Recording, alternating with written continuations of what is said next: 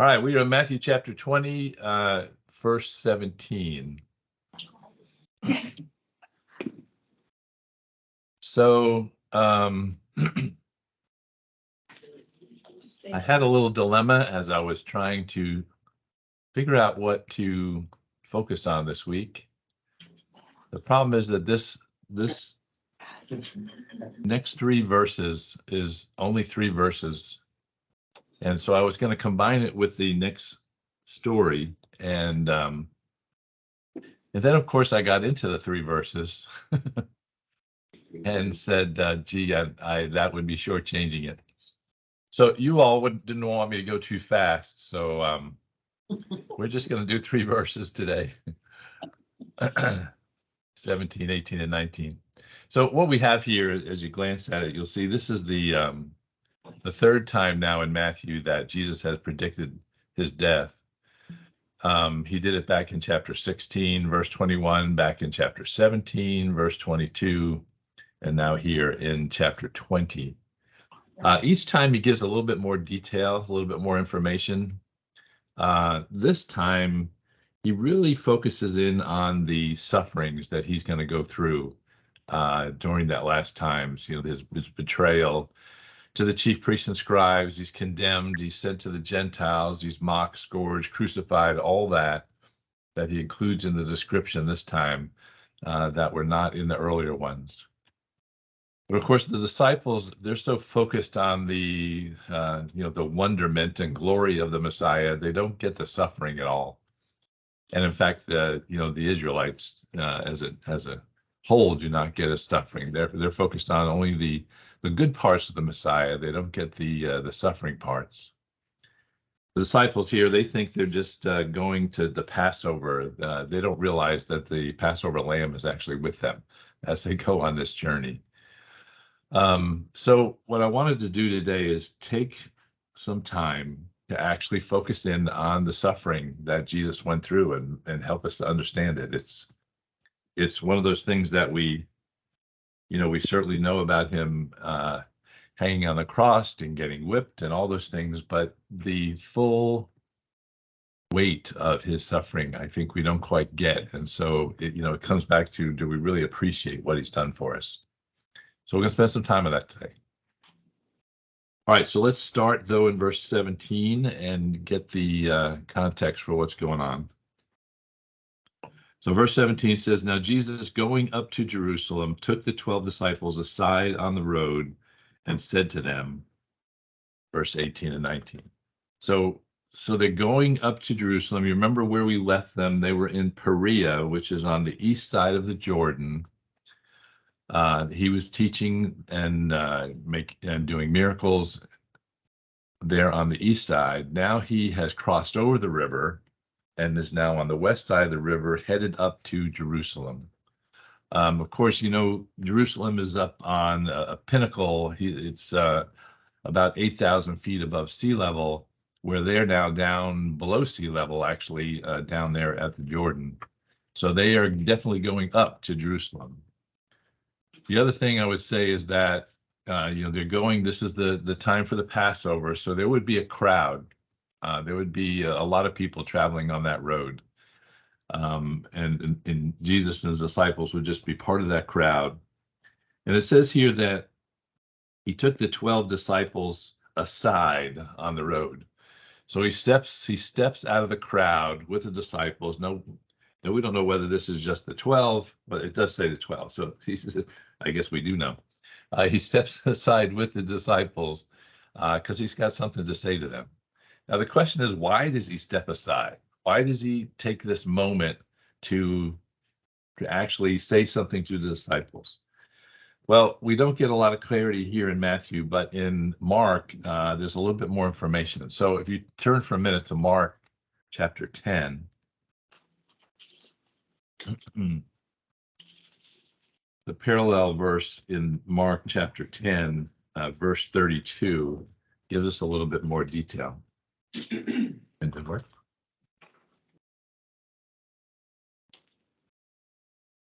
Right, Mark 10:32. So let me read it to you. It says, "Now they were on the road going up to Jerusalem," that we've seen already, right?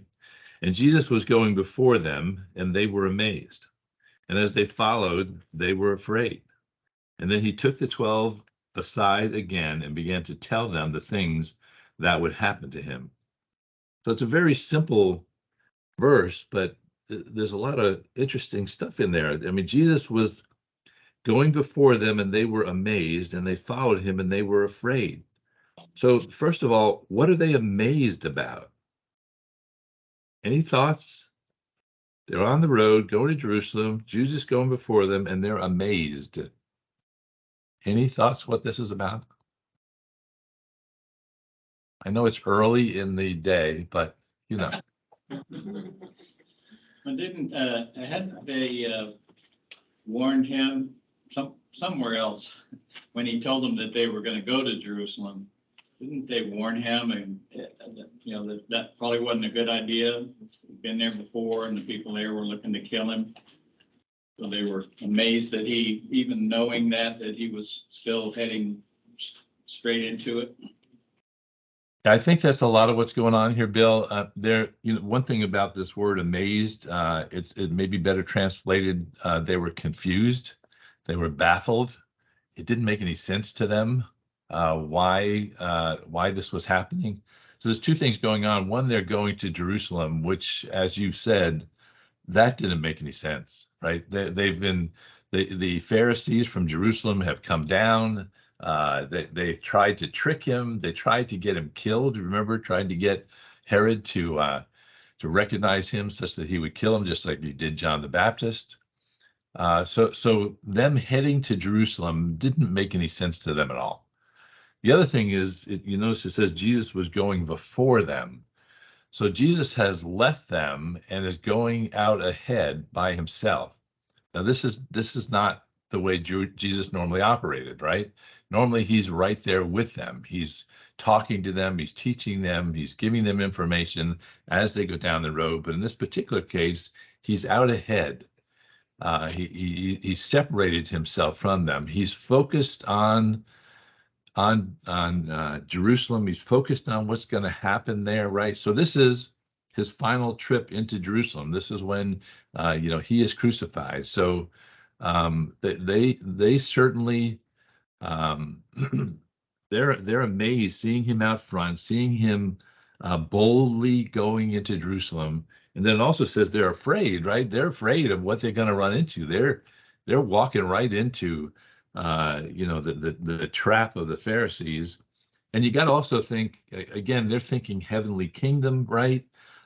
So Jesus is now leading them right into enemy territory, essentially, and he's forgotten the army, right? He hasn't yet built up the army that's going to be required to overthrow the Romans, to deal with the Pharisees. I can just see that they are confused. They're afraid of what they're about to enter into here. So I just thought that was an important context. So then he pulls them aside. He pulls them aside, and look at the end of verse 32, right? He pulls them aside and tells them what would happen to him. So I got to tell you, I don't think this made things any better for the disciples, right? When he gives them all these details about what is about to happen, but he does want to let them know that these things are going to happen. Let's go back now to Matthew and look at verse 18. I just want you to see the first word again, that word behold that we have seen over and over again in Matthew, right? So Jesus is saying, yeah, I'm about to tell you some stuff that's going to be shocking, that's going to rattle you, that you need to pay attention to. Behold, we are going up to Jerusalem. Yes, we're headed exactly where you think we are. We're going up there, right into the meat of it here. And then he gives them the details, right? Then let's go ahead and read the rest of it. Behold, we're going up to Jerusalem. The Son of Man will be betrayed to the chief priests, to the scribes. They will condemn him to death and deliver him to the Gentiles to mock, to scourge, to crucify. And the third day he will rise again. So Jesus, why is Jesus pulling them aside and telling them this? What's he thinking?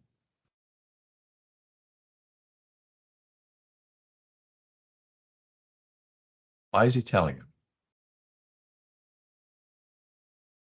Because he realizes that they don't fully understand what's happening. Right? I think the next events are going to happen really quick. And Yes. grabbing Yes. the tell them now, well, they can think about it. Yep. Any other thoughts? Well, yeah, they're also Jews, and as you said before, that even Jews today don't accept the suffering and the crucifixion of Christ as the Messiah. And we've seen already a couple times where he's made mention of this, and I think it was Peter jumped up and said, "No, that's not going to happen." And so he's over and over and over again, he's trying to tell them that their idea of the Messiah, this conquering king hero that's going to come and overthrow Rome and set up his kingdom, that's not where this is going to end. So let me ask you this. Should they have known that the Messiah was going to suffer and going to be sacrificed? Should they have known?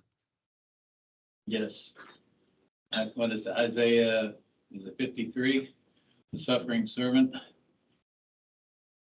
So turn to Luke chapter 18 a minute. and you're right, Bill. We're gonna get there, but I want to get you there. Look at Luke chapter 18, verse 31. So this is the parallel passage in Luke. So Luke 18:31, it says, "Then he took the 12 aside and said to them, Behold, we're going up to Jerusalem, and all things that are written by the prophets concerning the Son of Man will be accomplished. For he will be delivered to the Gentiles, be mocked, insulted, spit upon, etc., etc." Right? So he kind of gives them a little context for what he's saying here. And that is that all these things have been written by the prophets. All these things have been predicted. In other words, he's saying, this is the plan, guys. You should expect this, right? This is not something that I'm surprised about, and it's not something you should be surprised about. This is the plan. The plan has always been, as written by the prophets, right? That I would go into Jerusalem, that I would suffer, that I would die. That's all very clear if you look back at prophecy. So what's interesting so I went back and looked back at the prophecy, and as directed by many of the commentaries, to look at specific places. And one of them, we're not going to turn to all of it today, but just for your background reading, if you will. And one of those places is Psalm 22. Several places in Psalm 22, it talks about the events that lead to his death. It talks about him being forsaken by God, about him being despised, ridiculed, about him being pierced, about them dividing his garment. And then another place to look is in Zechariah. In Zechariah, again, in several places, it talks about his death. It talks again about him being pierced. It talks about the 30 pieces of silver. It talks about the potter's field. It talks about him riding in on a donkey, right? So all these details, and there's many other places in Scripture, but those two are big. It gives specific details about his death and about the suffering that he's going to have to go through. But even more generally, I want to take you all the way back. And again, we're not going to look at it. I'm just going to use your memory here. You know these stories. If you go back to Genesis chapter 3, here we have Adam and Eve. We have them sinning in the garden, right? And what's their first response when they sin? The first response is to hide, right? They're hiding from God, and they're aware that they're naked. So this, my guess is Eve knew it all along. Adam, he's the one he's thick in the head, right? He doesn't get it. Sorry, that's an attempt at humor. But they're in the garden. They've sinned. They're aware that they're naked. What does God do? You remember the story? What does God do?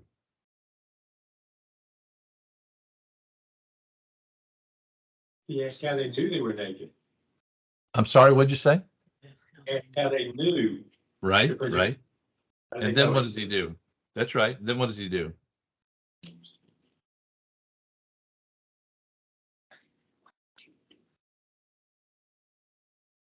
Come on, come on. Drag it out of your brains. What does God do next? Ask them what they did. Who told them that they were, I mean, they were in the situation, who told them that they were? Right. And then after that, what does God do? Not where He doesn't curse them yet. Didn't he make them, help them make clothes? Yes, yes, he clothes that. He clothes them. And how does he clothe them?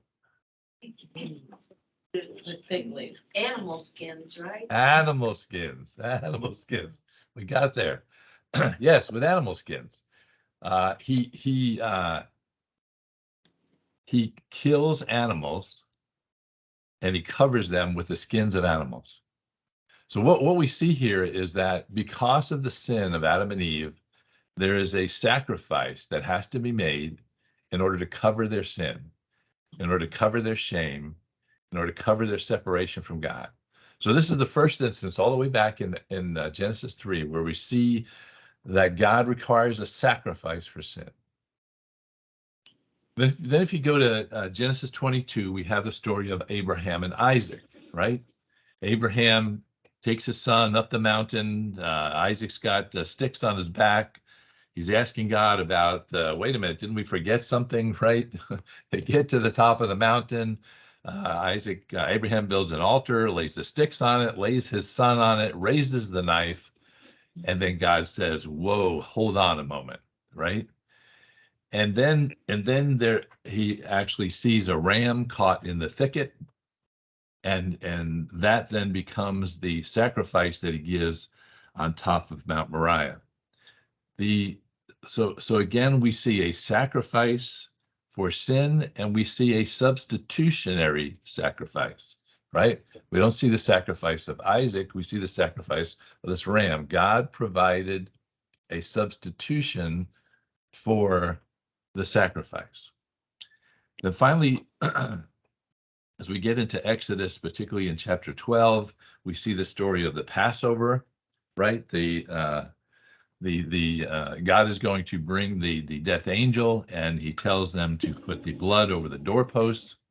But importantly, he tells them to put the blood of an unblemished lamb over the doorposts, right? So here's the third piece of the picture. We have God requires a sacrifice, that God provides a substitution for that sacrifice, and that the sacrifice must be an unblemished lamb. And then we see all throughout the law, the rules that are given to the Israelites are including sacrifice over and over and over. We see the sacrifice of lambs, of bulls, of pigeons, of all kinds of animals for sin. So they understood that sacrifice was critical to the covering of sin. They understood that sacrifice, that substitutionary sacrifice of an unblemished animal was necessary in order for sin to be covered. So that picture they should have in their heads, right? They should understand that. So when Jesus starts talking about his sacrifice, they ought to be able to make the connection. Of course, they never do until after the fact, right? But he's trying to get them to say, listen, all the way through Scripture, we've been talking about the sacrifice. I've given you details in places like Psalms and Zechariah about exactly what was going to happen in my death. And then as Bill said earlier, one of the most important passages is in Isaiah 53. So I actually want us to turn there and spend a minute looking at Isaiah 53 and the details that are given. And again, what I'm attempting to do today is to try to help you to see the immensity of the suffering that Jesus went through. It wasn't just the physical pain. It wasn't just the hanging on the cross. It wasn't just the whipping and the crown of thorns. There's more to it than that. So Isaiah 53, let's just start going through it.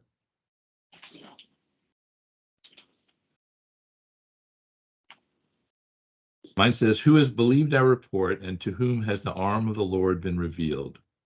For he shall grow up before him as a tender plant, as a root out of dry ground.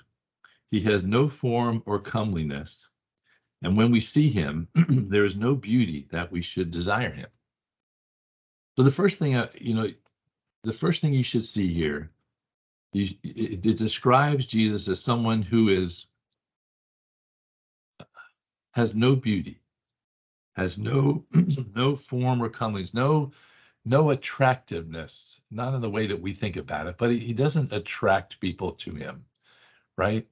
In fact, if you look down at verse 3, it says, in the middle of it says, we hid, as it were, our faces from him. People didn't even want to look at him. He was not, people didn't say, oh, let's go look at that good-looking Israelite guy, right? That was not part of it at all. There was no, he was looked down upon because of his looks. There was no beauty in him. People hid their faces from him. There's a suffering of being rejected because of his because of how he looked. That you got to see right here up front. He was not one of the people that people go to and say, yeah, I really want to be around him. No, he wasn't. There was a suffering he had just because of his physical body and who he was. All right, let's keep going. Verse 3, he was despised and rejected by men. He was despised and rejected by men. So, this is the King of Glory being despised and rejected.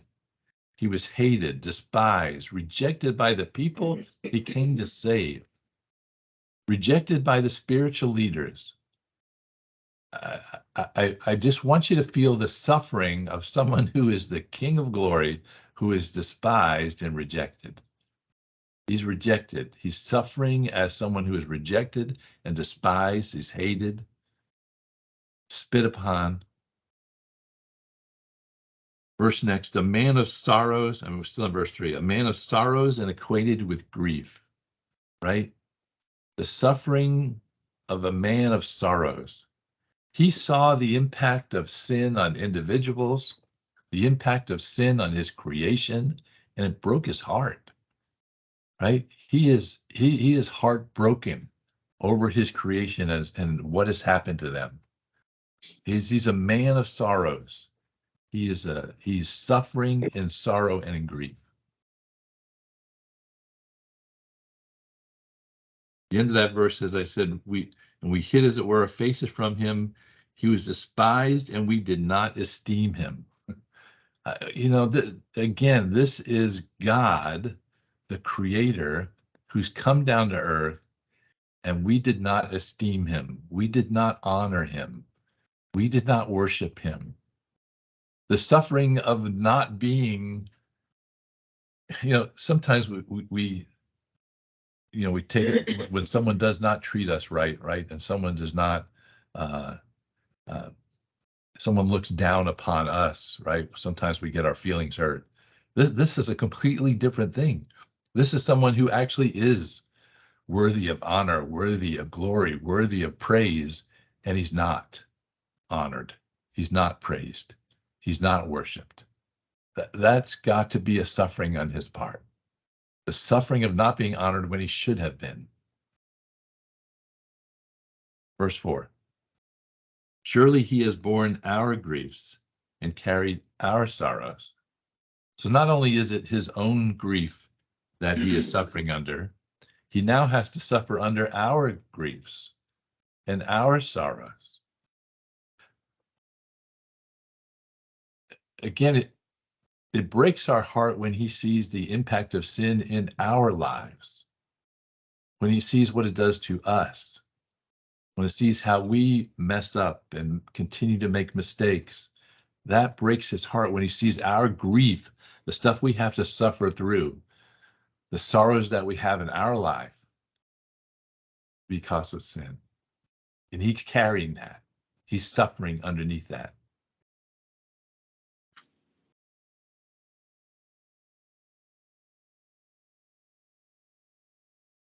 The rest of verse 4, yet we esteemed him stricken, smitten by God, and afflicted.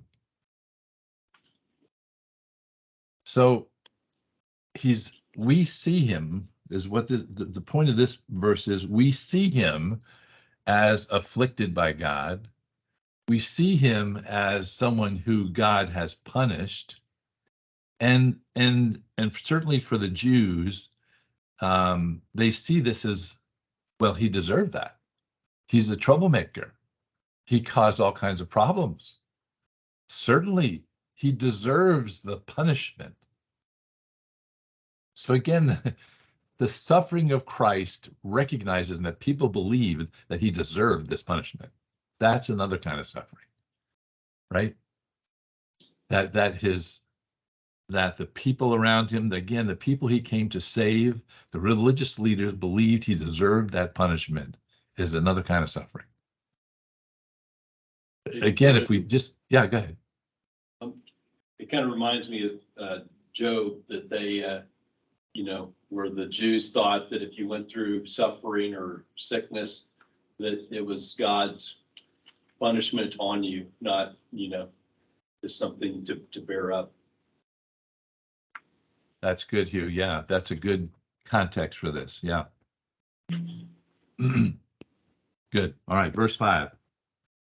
But he was wounded for our transgressions, he was bruised for our iniquities. The chastisement for our peace was upon him. By his stripes we were healed. So here you do have the physical part, right? He's wounded, he's bruised, he's chastised. The stripes, the whips, right? All of that. There's no question, and we don't have any trouble seeing the physical pain that he went through. But don't miss, right?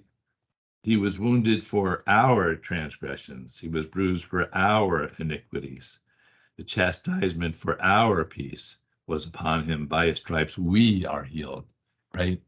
I mean, he's being punished not for his iniquities, not for his transgressions, but by somebody else's. He's being punished. He is suffering for someone else's problems, someone else's sin, someone else's evil. And he knows that. He knows he's suffering for someone else's sin. Verse 6. All we like sheep have gone astray. We have turned every one to his own way, and the Lord has laid on him the iniquity of us all. The other thing I just see in that, certainly again, it says the Lord has laid on him the iniquity of us all. He is suffering for our iniquity, for our sin. But the first part of that, we like sheep have gone astray. We've turned everyone to his own way. Essentially, Jesus is abandoned, right? He's left alone. No one's there. Disciples have fled. The crowd has fled. The religious leaders have fled, right? He's handling all of the sins of all mankind by himself. They've all turned to their own way.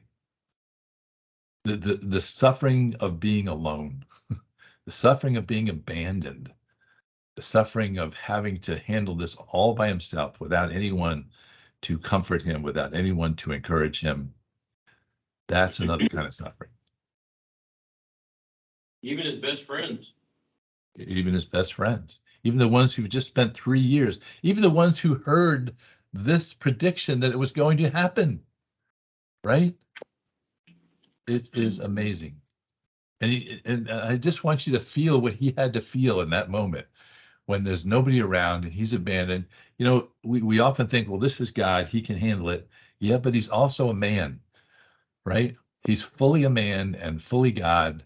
So in this moment, everyone leaves him and he's by himself having to deal with this. Verse 7.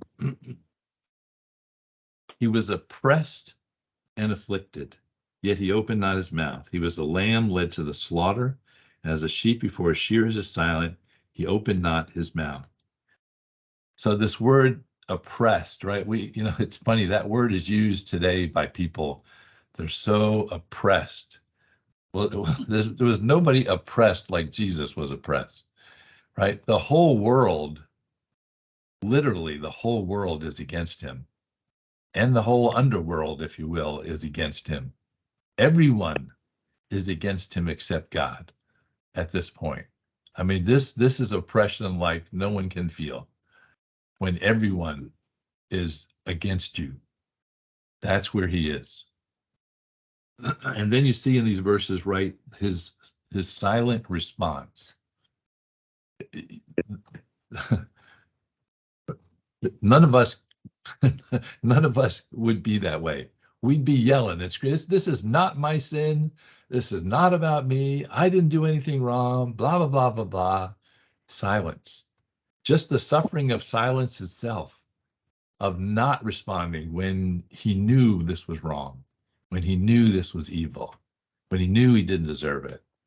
There's a suffering of silence in the midst of this suffering of oppression. It's that's powerful. Verse 8. He was taken from prison and from judgment, and who will declare his generation? For he was cut off from the land of the living. For the transgressions of my people, he was stricken. Wow, there's a lot in that one.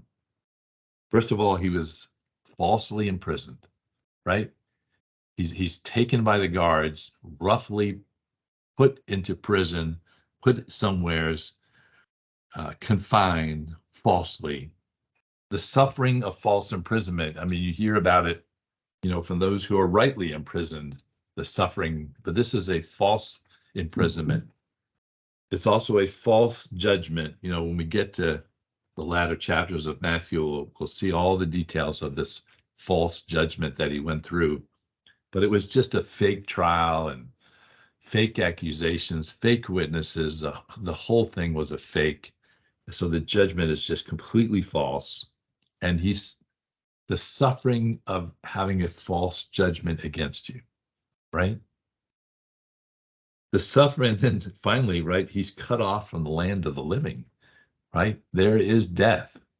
There is the suffering of death that he went through. He died. Jesus died. Sometimes we zoom right over the death, get right to the resurrection part. But you got to realize he died. He was separated. Here it says he was separated from the land of the living. He's separated from all those friends of his, right? He's separated from all those people that he loved. He loved those people, even though they abandoned him, even though he's taking on their iniquities. The whole reason he's here is because he loved them, and he is now separated from them in death. It's interesting that it says, for the transgressions of my people, he was stricken, right? You still see, this is my people. This is my people. And it's their transgressions that he's stricken with. The interweaving of the love and the taking on the iniquities, it's just got to be racking his human brain with those feelings kind of next to one another, right? His love for the people, and yet the abandonment and the iniquities that he's having to take on for them. Verse 9.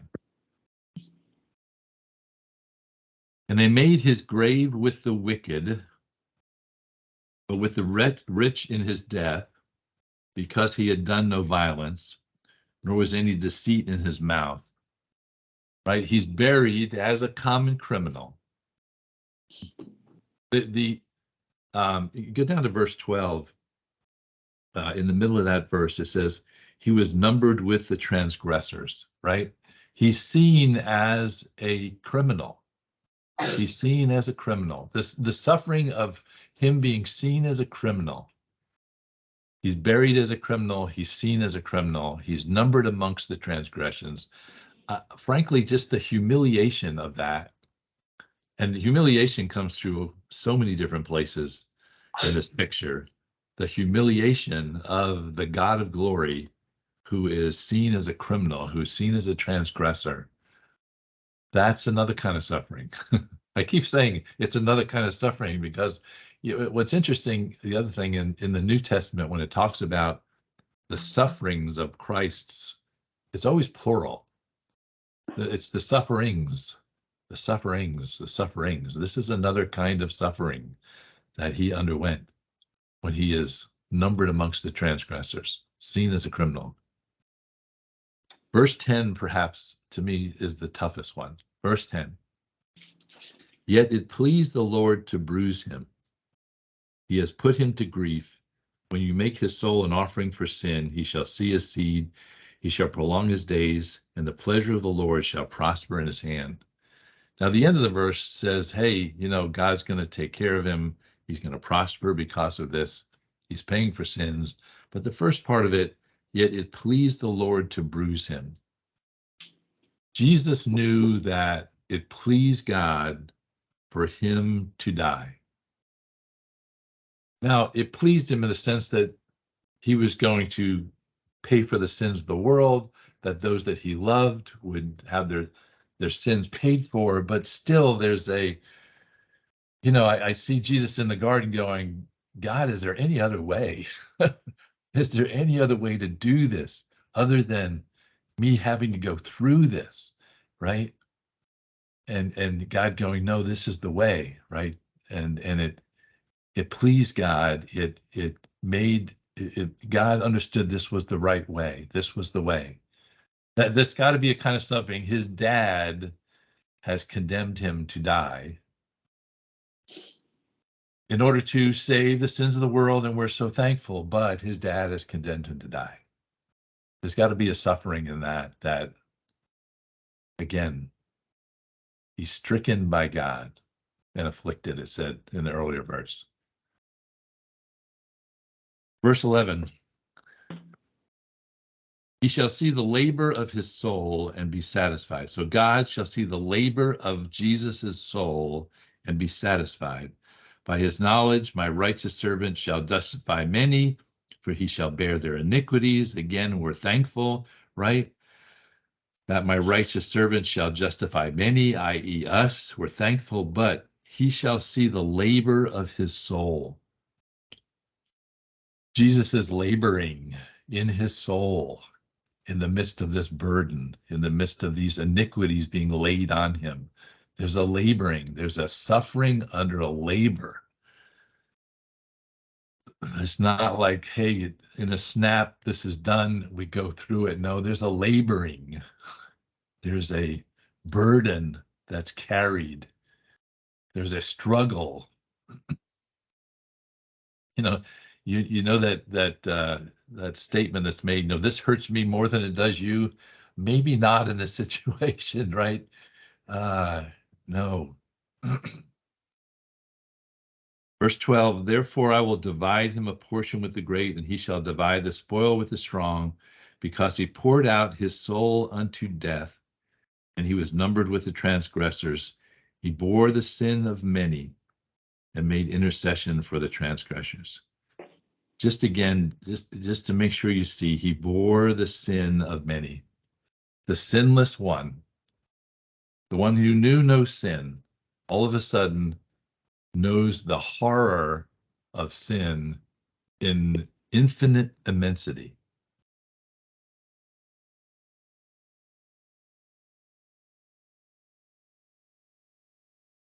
Question So for you, go ahead. just a word, at the end of 12, says yet he bore the sin of many. Why doesn't it say all? We think he came to save all. Why would it say many? Is that just? Well, he doesn't bear the sin of all. He only bears the sin of those who are redeemed. The others pay for their own sin.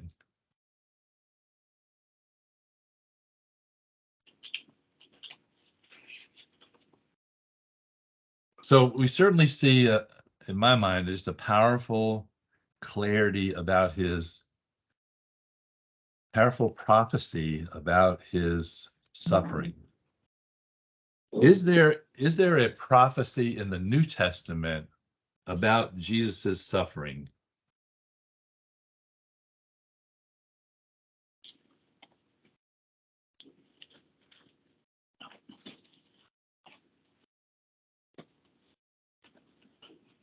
Can I say this is a trick question?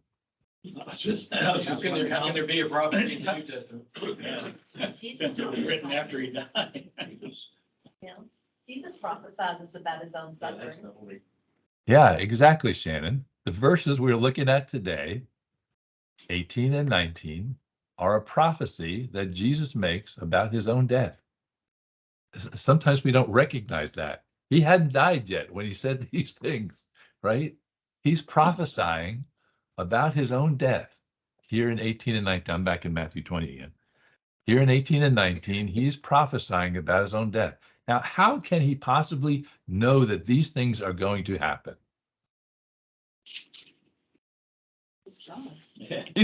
He's God, right, Patty? Right. He's God, dag nabbit. He's God. He knows. Only God can know it. It's another way of him saying who he is, right? That he is God, even in the prophecy about his own death. So I want to just let's walk through now verses 18 and 19. And let's see what Jesus's prophecy is about his death and about his suffering. Again, we're focusing here on the suffering. So what's the first thing that he says? Behold, we're going up to Jerusalem, and the Son of Man will be betrayed. So the first of all, there's the suffering of betrayal. The suffering of betrayal by a friend, a companion, a fellow worker, a suffering with a kiss, we know, right? The suffering of betrayal. Add it to the list. He's going to be betrayed to the chief priests and the scribes, right? The chief priests, that's the Pharisees, the scribes, that's the ones, the learned ones, the ones who interpret the scripture, right? And he's betrayed to them because they don't know him. They don't recognize him. The dishonor that is shown by the scribes and the Pharisees, by the chief priests, right? Over and over and over, the dishonor, the suffering of the dishonor that Jesus had to go through is also clear here in his own prediction that he's going to be dishonored by the chief priests and scribe. And they will condemn him to death. There's the suffering of being condemned, of the condemnation that comes on him from these so-called religious leaders, the rejection by them, the dishonor by them, and finally the condemnation by them to his death. Verse 19, he gets delivered over to the Gentiles. What? The Gentiles? This is the King of the Jews. He's given over to the Gentiles. I mean, this is just humiliating. Send him to the Gentiles. Of course, he sent them there because they didn't have authority to kill him. They decided he's going to be killed. They had to give him to the Gentiles so they could kill him. And what did they do? They mock him. They scourge him. They crucify him. The humiliation, the suffering of humiliation that Jesus had to go through, the emotional pain that Jesus had to suffer. He had emotional pain. He was a human. He had emotional, gut-wrenching pain. The physical suffering that he had to go through, right, with the scourging, that's the whipping, right, and finally the crucifying. Obviously, the physical stuff is here.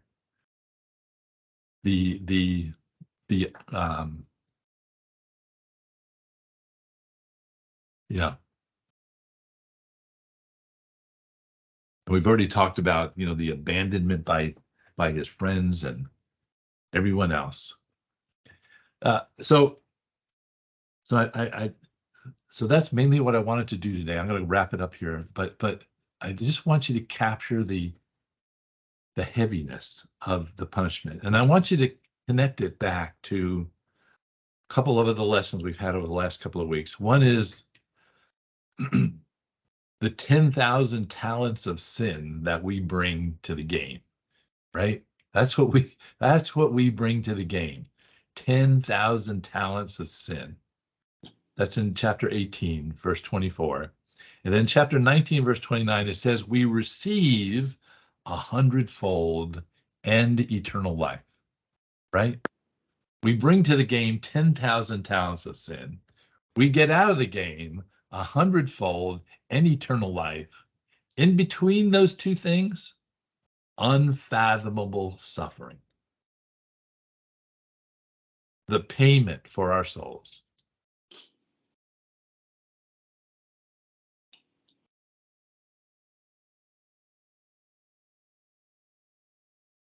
I should just stop there, but I won't, because there's another part to the verse, right? It says, and on the third day he will rise again, right? On the third day he will rise again. He will rise again. He will rise again. This is the proof of the payment. This is the proof that the payment is accepted. This is a proof that that gap has been closed between our sin and between eternal glory by his suffering. He rises again to give us proof that that payment is acceptable. Now, what's the response of the disciples to this? This is our lesson for next week. But then the mother of Zebedee's sons came with her sons, kneeling down. What do you wish? Grant these two sons of mine. One son to your right, one to, oh my gosh, are you kidding me? The disciples are right back into who's going to be the greatest in the kingdom. Jesus just told them about unfathomable suffering, and they shoo right over their heads. They don't get it at all. In Mark, in the end of this story in Mark, it says, the disciples did not understand what he said, and they were afraid to ask him. Right? They didn't want to know, I don't think. They didn't want to know. They didn't want to get it. It was too heavy for them. It was just, it couldn't fit in their brains at all. They wanted a king. They didn't realize they needed a savior. My translation in Mark says it was hidden from them. Yeah. Yeah, it's hidden from them in some way. Their brain, and another way to say that is their brains couldn't get it, right? It was hidden in their brains couldn't capture it. Yeah. I don't think God hid it in the sense of he didn't want them to know, but he hid in the sense that they couldn't get it until afterwards, right? Yeah, Then that's all these words came rushing back and they understood what he was saying. Yeah. Just as a capstone on this lesson for you to for your notes, 1 Peter 3:18, right? It says that Jesus came suffering the just for the unjust, right? He came suffering the just for the unjust. 1 Peter 3:18. So, all right. Anything else? Have I depressed you totally? I hope so. That was my intent. I just think it's, we don't appreciate what God has done for us. We don't appreciate our sin. We don't appreciate what glory we get, and we don't appreciate the punishment that Christ had to take in between in order to get us from one to the other. And I think that's why this is in here. Jesus is trying to get them to understand. Of course, they don't get it till later. But they certainly get it later, and it also prepares them for the suffering they're about to undergo in their own lives. All right, anything else on that before we go to prayer requests? Any other comments or questions? A lot of times we get it later than sooner. You wonder how the story would have changed had the disciples known from day one what they were going to go through. Would they not follow him and do the things that they had done, like the miracles and the healings that he, not allowed, but gave them the power to do in his name? Would they have followed him knowing that he was going to die? And they would question, is this guy really coming back in 3 days? Do I really want to give up my life and my boats and my nets to do this, not knowing what's going on in the end? You put yourself in that perspective and wonder, yeah. You know, I think in the verse where it says hidden, there was purpose there. Because God knows what he's doing, there's purpose to everything he does, and we just don't, it would have blown their minds had they known it go. It's amazing to me, thinking along those lines, what information did Jesus give them? He said, follow me. Right? That's the depth of the information on what was going to happen over the next 3 years. Follow me for the rest of their lives. But and then he teaches them, and he teaches them, and he teaches them, and he teaches them, and he gives them more information. And again, they don't get it until after the fact. So yeah, it's good. All right. Prayer requests. Joe? Why don't you tell them yours first? What? My story? So some of you know I went in for a colonoscopy last week, right? Let me tell you a little. Recording. Oh, we may want to have this on the recording. No. So I went from